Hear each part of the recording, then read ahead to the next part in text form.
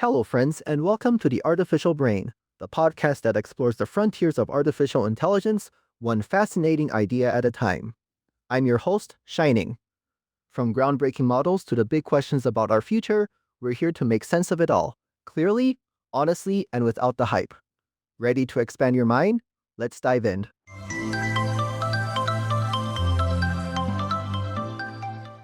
What is good, everyone? Welcome back to another episode of The Artificial Brain. Today, we are diving into something that is honestly the biggest headache and the biggest opportunity in the tech world right now. We are talking about the push to productize artificial intelligence. You know how it goes. You see a sick demo on Twitter or X or whatever we are calling it these days.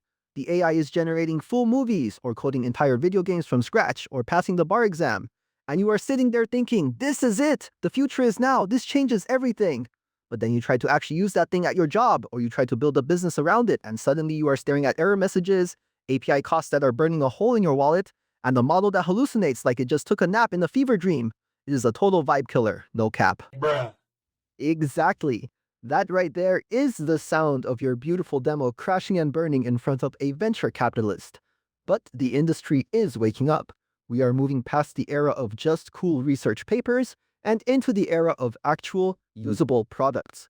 We are talking about turning these massive, smart, but chaotic brains into scalable, profitable tools. And let me tell you, the transition is messy, wild, and absolutely packed with drama. So grab your favorite energy drink, settle in, and let's get into the matrix.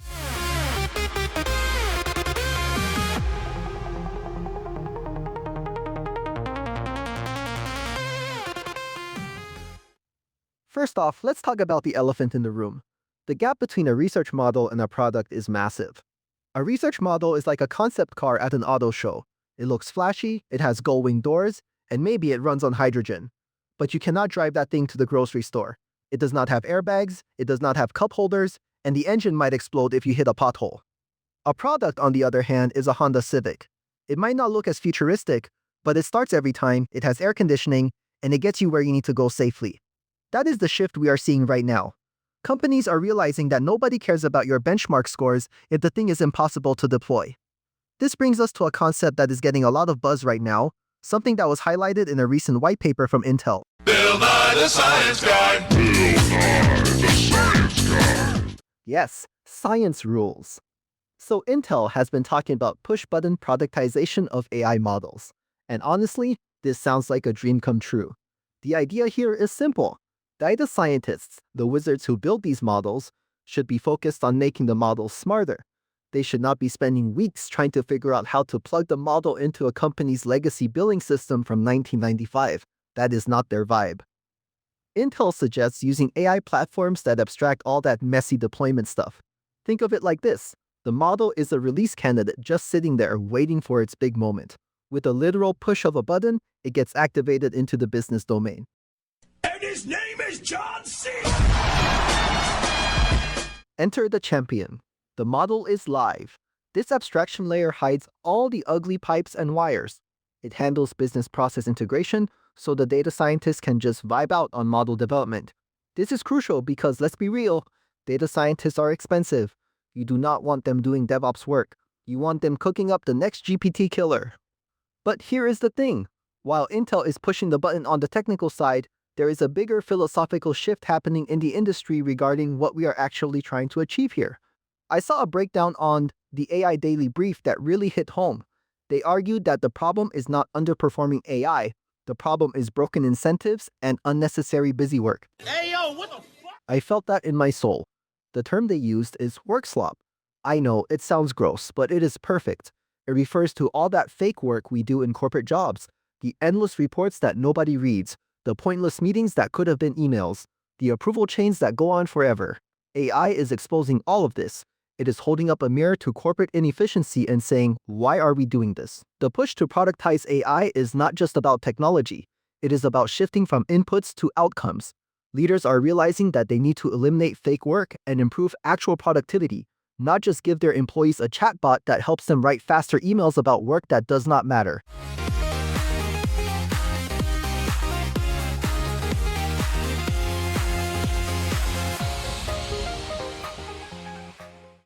Let's take a quick detour here, because I think this is fascinating. Before we dive deeper into the money, let's look at the history of deploying software. Because trust me, it used to be way worse. Back in the day, if you wanted to update a piece of software on a server, you might have had to physically go to the data center, plug in a keyboard, and type commands. Or you had to use these incredibly clunky scripts that would fail if you looked at them wrong. There was no push button, there was just pray and hope.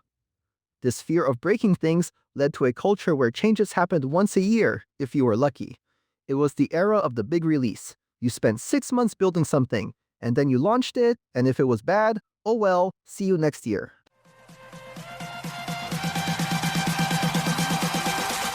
Be to that software.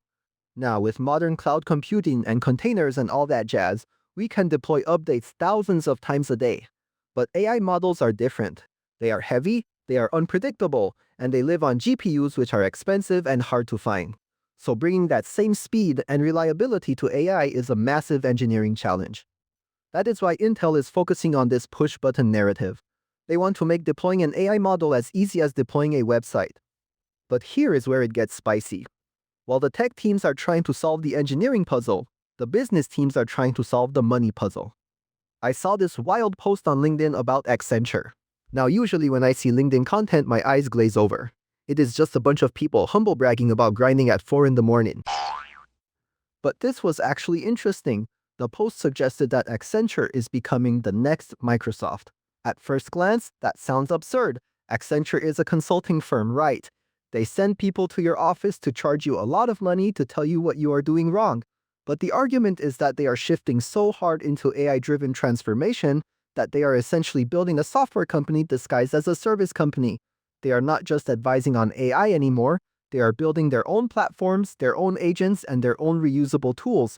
They are productizing their own expertise. Instead of selling you a consultant for 6 months, they sell you an AI agent that knows how to do the consultant's job. That is a serious power move, and it shows where the industry is going. The real money is not in building a generic model anymore. The generic models are becoming commodities. The money is in the application layer. It is in taking that model, fine-tuning it, wrapping it in a user interface, connecting it to a company's private data, and solving a specific, expensive problem. But who is actually winning at this right now? According to McKinsey's State of AI report, the revenue increases are coming from specific areas: marketing, sales, strategy, and product development. This makes sense. These are the areas where a small improvement in efficiency or creativity directly translates to more dollars on the bottom line. Money goes fast. But here is the reality check. A report from PwC on 2026 predictions suggests that while many companies are seeing measurable return on investment, the outcomes are often modest. You get a little efficiency here, a little capacity growth there, it pays for itself, sure. But it does not add up to transformation. It is not the game-changing revolution everyone promised. Emotional damage. Ouch. Tell me how you really feel. The picture is still mixed. We are seeing a split in the market. There are the companies that are just slapping an AI chatbot on their homepage and calling it a day. That is low effort, and it shows. And then there are the companies that are fundamentally rethinking how they operate. These are the ones designing for what Progress calls people managing agents.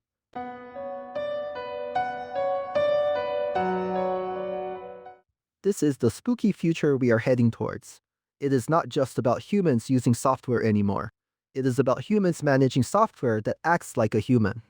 The user interface of the future might not be buttons and menus. It might be a dashboard where you oversee 5 different AI agents working on a project for you. You become the manager of a digital team.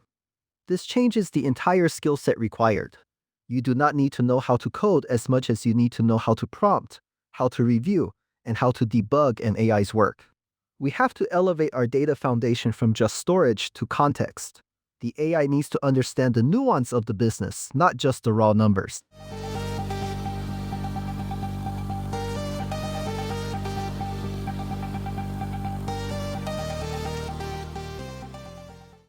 Alright, let's circle back to something super practical that we can all learn from. There is a concept called the Great AI Split that I found really insightful. The idea is that humans want advice at 10 p.m., But systems want structure during the 9 to 5 grind. Let me break that down.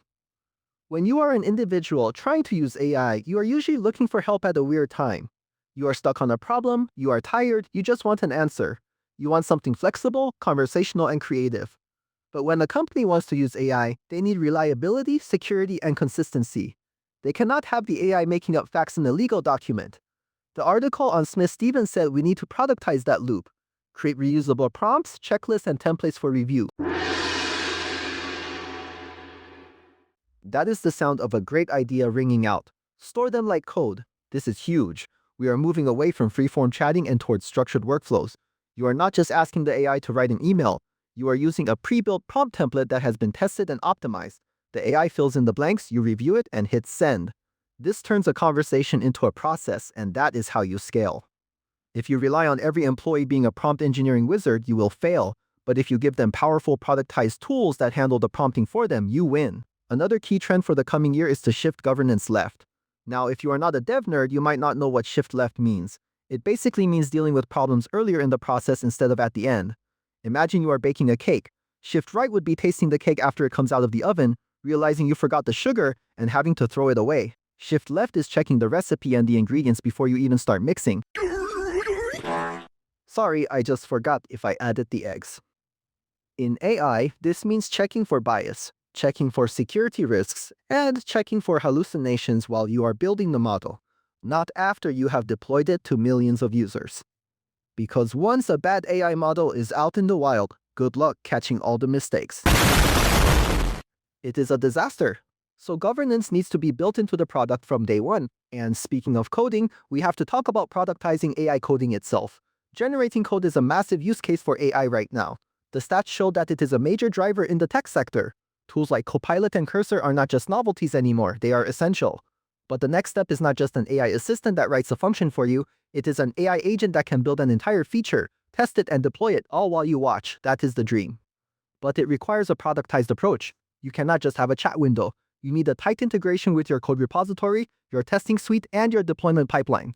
Let's talk about the sheer scale of this. In 2024, enterprise spending on generative AI grew by 30% according to Deloitte.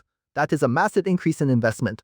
Companies are not just dipping their toes in anymore. They are diving into the deep end. They are building their own models, optimizing costs, and trying to unlock those novel insights. But with all this spending, the pressure is on. Investors and shareholders are asking, where is the return? Where is the transformation? It is not enough to say we use AI. You have to say AI saved us $10 million last quarter. That is the push to productize. It is the push to turn hype into ROI.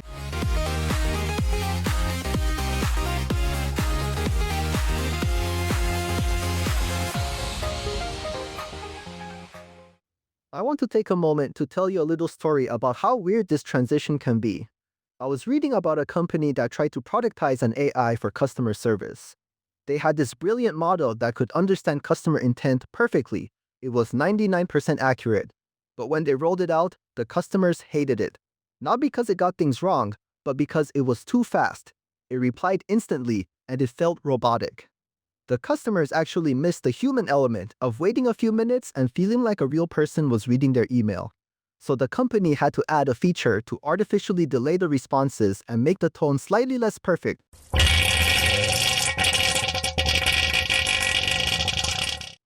I know, right? It is ridiculous. We build this incredible hyper-intelligent brain, and then we have to dumb it down so people feel comfortable. That is a huge part of productization. It is not just about the technology. It is about human psychology. You have to understand how people will react to the thing you are building. If your AI is too smart, it might be intimidating. If it is too helpful, it might be creepy. It is a delicate balance. This is why designers and psychologists are just as important as data scientists in this phase. So where does this leave us? What are the key takeaways for all the tech enthusiasts listening? First, the Wild West days of AI are slowly coming to an end. The gold rush is shifting from the miners selling shovels to the companies building actual cities on top of the gold mines. If you are building something, stop thinking about the model and start thinking about the user. What problem are you solving? How does this fit into their existing workflow? Second, data is the new oil, but context is the refined gasoline. You cannot just feed raw data into a model and expect magic. You need to structure it, you need to curate it, and you need to make it accessible to the model in a way that it understands. That is the laugh of every competitor who ignores data quality. Third, embrace the agent future. Start thinking about how you would manage a team of digital assistants. That is going to be a core skill very soon. And finally, do not be afraid to abstract the complexity. You do not need to build your own foundation model to win. In fact, you probably should not. You should take the best models available and wrap them in a product that solves a specific problem better than anyone else. That is the push-button dream. That is how we go from cool demos to tools that actually change the world. Meow. That is the sound of a productized AI cat, just for reference. We are living in a time where the line between software and intelligence is blurring. It is chaotic, it is confusing, and sometimes it feels like we are just making it up as we go along. But that is what makes it so exciting. We are writing the rulebook for the next era of technology. And on the artificial brain, we are going to be here every step of the way to decode it for you.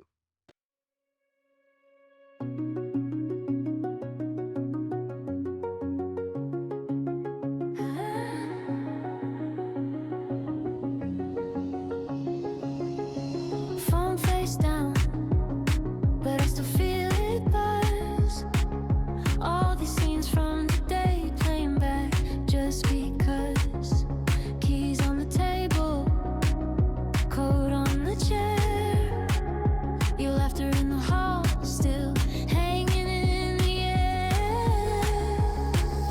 Roll the credits on the long, long day. Let the cause. That does it for this deep dive into the push to productize AI. I hope this helped you make sense of the chaos and gave you some ideas on how to turn your own AI projects into something that actually slaps. If you enjoyed this episode, do me a huge favor and share it with a friend who is also trying to turn their research model into a billion-dollar business. Stay curious, keep building, and remember, the future is not just something that happens to us, it is something we are coding right now. I am Shining, and this has been The Artificial Brain. Catch you in the next one. And one last scream for the road.